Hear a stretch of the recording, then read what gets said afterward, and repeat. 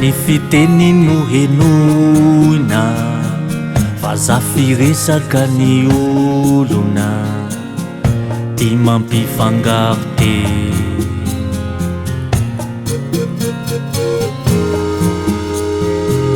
Raha ny fitafy no jerena vaza fiakanjo ny rehetra reny petsaka eny an-tsena.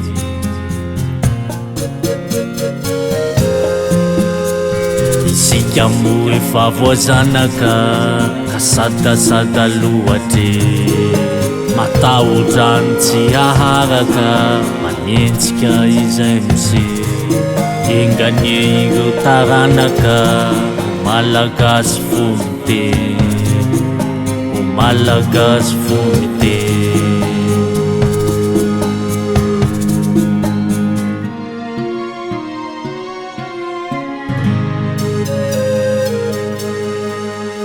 Ny fiteny no henoina vaza firesaka ny olona ty mampifangaro te.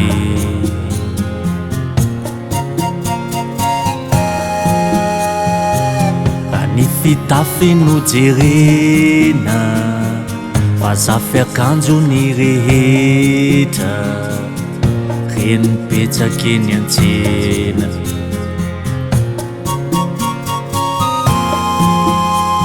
Isika mo efa voazanaka ka sadasada lohatry matahodrano tsy haharaka manenjika izay miseho enganie ireo taranaka ho malagasy fomiteny ho malagasy fomiteny.